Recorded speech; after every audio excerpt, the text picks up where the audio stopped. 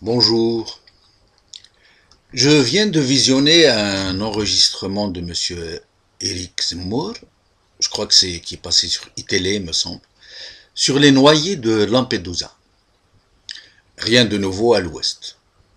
Monsieur, c'est toujours la même outrance, le même zèle à caresser le dominant dans le sens du poil, de se servir du malheur délaissé pour compte, pour se faire mousser auprès des Français qui sont désorientés par la marche du temps et qui craignent, à juste raison d'ailleurs, la dégradation de leur cadre de vie.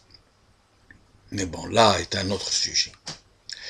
Le monde entier a été choqué par cette immense tragédie, qui n'est pourtant qu'un épisode d'un très long feuilleton, un épisode parmi de nombreux autres, puisque les gens qui ont péri dans ces traversées improbables se comptent désormais en dizaines de milliers de morts.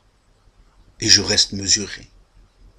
Et je ne parle pas de tous ceux qui ont échoué en cours de route, de tous ceux dont les ossements blanchissent dans le Sahara algérien, de tous ceux qui n'ont pas réussi à passer toutes ces barrières, de tous ceux qui végètent pendant des années et qui attendent un passage.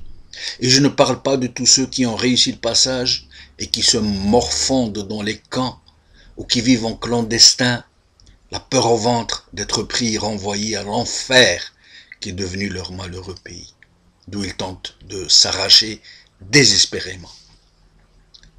Donc, dans cet enregistrement, M. Zemmour, du haut de sa superbe, plissé dans sa haine et recroquevillé dans sa désormais légendaire méchanceté, donc après nous avoir gratifié de mots creux, de pures circonstances tout à fait conventionnelles sur cette tragédie, il met en position son artillerie et se met à canarder non seulement les migrants eux-mêmes, mais l'Europe. Il s'installe dans une posture de moralisateur qui s'adresse aux États.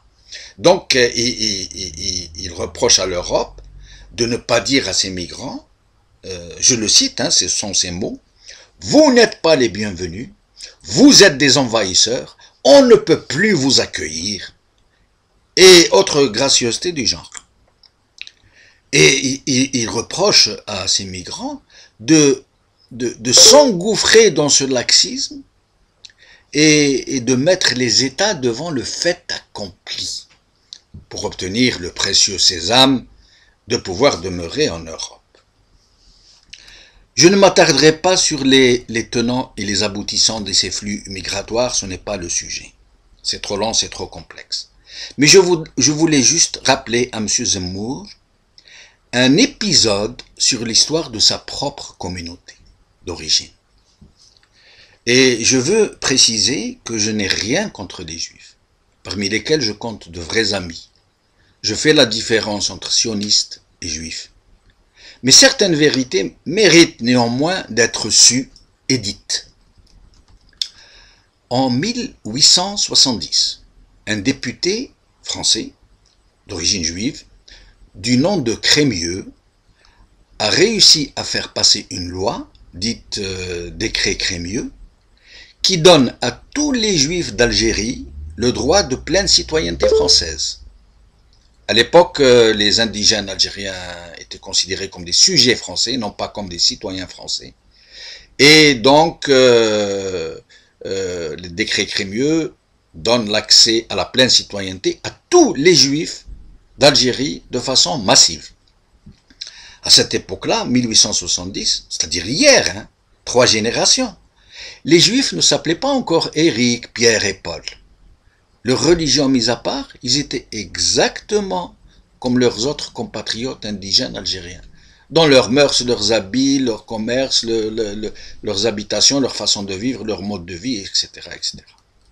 Et donc, dès que la loi est passée, qu'est-ce qui s'est produit, qui mérite d'être signalé, et qui est l'objet de ma vidéo d'aujourd'hui, c'est que tous les juifs de Tunisie, du Maroc et de Libye, en 1870 et après, passèrent massivement en Algérie, en brûlant la frontière, comme on dit, comme font aujourd'hui les migrants africains.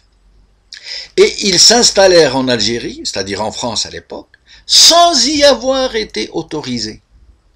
Ils étaient des émigrés clandestins. Ils avaient profité du laxisme, mais aussi de la conjoncture, pour mettre l'État français devant le fait accompli. Et ils ont attendu de recevoir le fameux sésame, c'est-à-dire le fameux papier timbré de l'époque, qui accordait la citoyenneté française à celui qui en disposait. Et ils sont devenus français. Et il n'est pas impossible que la famille de M. Zemmour lui-même ait utilisé cette immigration clandestine pour entrer dans la communauté française. 3 générations plus tard, leur brillant descendant a réussi à se hisser à la tête des plus irréductibles et des plus gaulois des Français pour hurler qu'il faut rejeter les envahisseurs à la mer et ne même pas les soigner s'ils tombaient malades. Vous imaginez? Ils demandent à ce qu'on le CMU qu'on y mette fin. Et là, M. Zemmour, finalement, l'atavisme joue quelque part, je crois, hein, parce que un véritable Français, imprégné de vraies valeurs françaises, ne peut pas dire on ne soigne pas les étrangers. À la limite, qu'ils les expulsent, qu'ils les raccompagnent chez eux, qu'ils mettent en marche tous les mécanismes possibles pour ne pas les laisser entrer, j'aurais compris. Mais ne pas les soigner, ça, ce n'est pas français dans le sens de la France, pays des droits de l'homme et pays de la fraternité et de la solidarité. Mais M. Zemmour me rappelle ces gens qui font tout pour monter dans les bus quand ils sont bondés. Vous voyez, on ne pourrait pas y mettre un œuf, eux ils trouvent le moyen, ils poussent et ils entrent. Et le problème c'est qu'une fois qu'ils ont mis le pied dans le bus, ils se retournent et hurlent à ceux qui essayent de monter à leur tour qu'il n'y a plus de place. Voilà comment il est, M. Zemmour. Merci.